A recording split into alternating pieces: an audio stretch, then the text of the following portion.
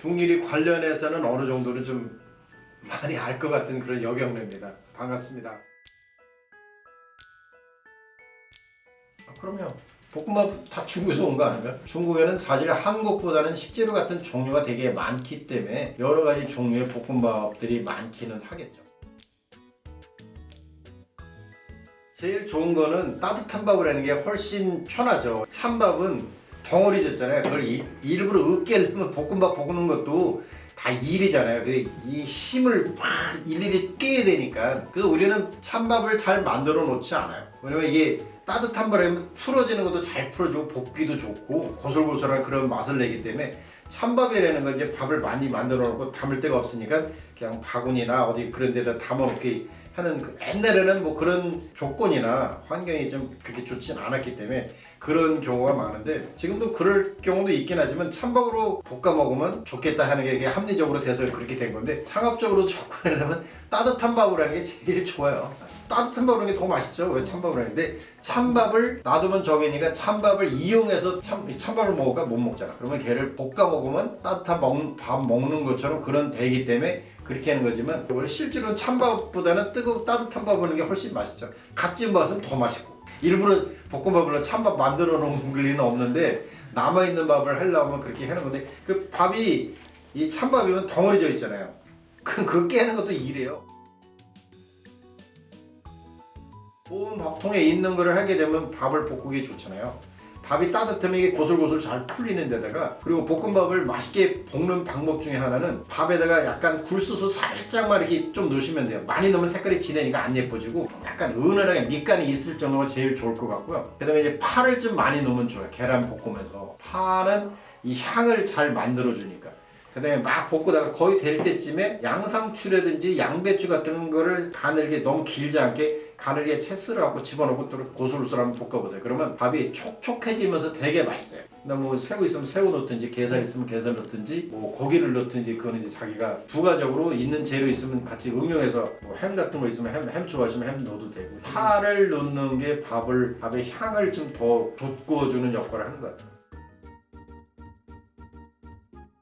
저희들도 줘요. 옛날에 근데 손님이 따로 이렇게 달래니까 근데 같이 먹어도 사실 맛있거든요. 그리고 우리 장도 맛이 없는 것도 아니니까 그래서 아예 그냥 밥에다가 또 옛날에 또 따로 줬는데 이게 세척하는 사람들도 힘들고 어쩌고 그러니까 밥 옆에다 살짝만 이렇게 살짝 곁들여줘요. 이게 다들 더 잘 드시는 것 같아요. 우리 한국은 약간 장 문화가 다들 선호하니까 춘장이 들어가는 짜장 장도 되게 좋아하는 이유 중에 하나 그런 것 같아요. 장 문화가 좀 발달한 나라이기 때문에 짜장 장을 좀 했더니 다들 좋아하셔가지고 거부 반응은 별로 없으셔가지고 그냥 항상 그렇게 했던 것 같아요.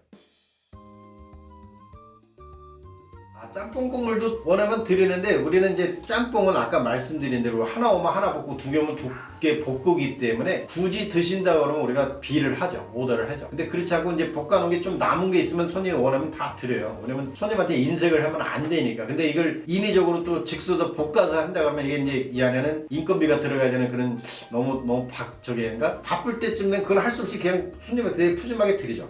그런 이제 어떤 데는 돈을 받는 경우가 있고 남의 우리가 짬뽕 이만큼 볶아 놓는다 그러면은 남은 손님이 당연히 따뜻하게 해서 드리면 좋은데 짬뽕 국물하고 볶음밥하고도 잘 어울리긴 하더라고요. 사장님도 어떤 사장님에 따라 틀린 거라고 생각을 하고요. 긍정으로 생각할 것이냐 부정으로 생각할 것이냐에 따라서 길이 많이 틀려요. 볶음밥에는 짬뽕도 잘 어울리니까 그리고 즉석에서 아까 말씀드린 거에서 있으면은 우리가 들을 수 있지만 즉석에 볶으면 당연히 회의를 하셔야지. 그런 개념이에요. 왜냐면 짬뽕 국물을 무조건 주는 게 아니라 볶음밥 국물이 따로 있는데 이거는 재료가 들어가요. 재료가 들어가면 우리가 흑밥먹고 장사하는 건 분명히 아니에요. 어쨌든 상업적으로 하는 사람이었으니까 그런 식으로 말씀드릴 수 있다고 생각해요. 그래도 그냥 그렇게 주세요가 아니라 사장님이 누구하고 아니면 지배인하고 잘 소통을 하게 되면 우동 먹을 수 있지 않을까.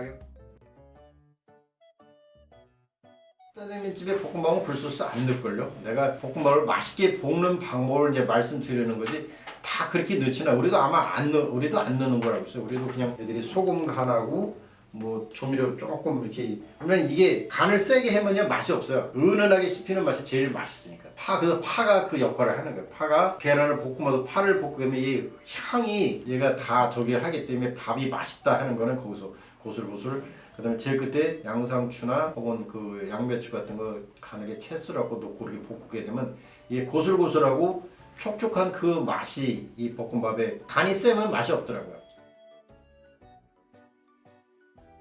중국집 와서 음식을 맛있게 먹는 방법도 별도 또 있기는 해요. 이게 100%를 내가 장담을 못해. 근데 오더를 하기 전에 주방장이나 매니저를 불러요. 우리가 무슨 모임을 하고 싶은데 예산은 얼마인데 물론 메뉴 보면 얼마짜리 예산이 메뉴가 있잖아요. 근데 그래도 식당에서 일하시는 매니저들이나 주방장들은 서비스 마인드를 다 갖고 있기 때문에 어떻게든 자기 고객을 만들려고 생각하는 그런 게 분명히 있기 때문에 그래서 우리가 이러한 모임을 하려 하는데 우리가 예산이 일만큼 이 정도인데 메뉴 좀 좋게 짜주시면 좋겠다. 모임의 성격은 어떻고 이렇게 하게 되면 그분들은 메뉴가 있긴 했지만 여기다가 아니면 메뉴를 제가 짜드릴까요? 하게 되면 더 친절하게 잘할 거예요. 그 다음에 다음에 또 오실 수 있게 또 만들어 놓을 것이고 그러면 자기만의 고객이 형성이 되는 거예요. 이론적일 수 있지만 실제로도 그렇기는 해요. 사람들하고 약간 친화력도 좀 필요한 것 같긴 해요. 세상 자체가 원래 그런 것으로 되어 있는 것이 세상이니까.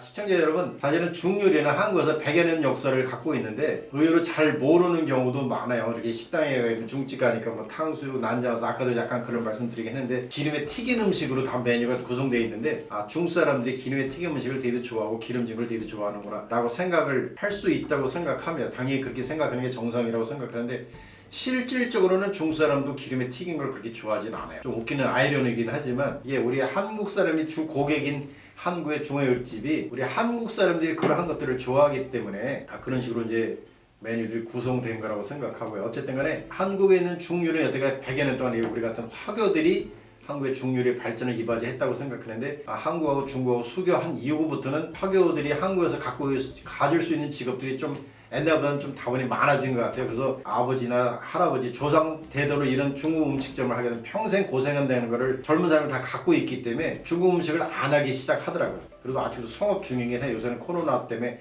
다들 힘들긴 하지만 그래서 이게 한국의 중요리는 앞으로의 100년은 우리 한국 사람들이 많은 중국 음식점이 그런 식으로 그런 방향으로 많이 발전해 나갈 거라고 생각합니다. 여태까지 우리가 보지도 못했고 듣지도 못했던 여러 가지 창의력적인 그런 부분들이 많이 나올 거라고 생각을 하고요. 한국의 중요리를 만드는 사람들이 옛날에는 공부도 되도록 저도 중학교 졸업이면 중학교 중졸도 옛날에는 상당히 고학력이었었는데 지금은 전국에 한 120군데에서 130군데 정도 되는 조리를 전문으로 학교가 있습니다. 저희들이 매년 이금기를 통해서 50개의 대학교 요리대회도 이렇게 진행을 하고 있는데요.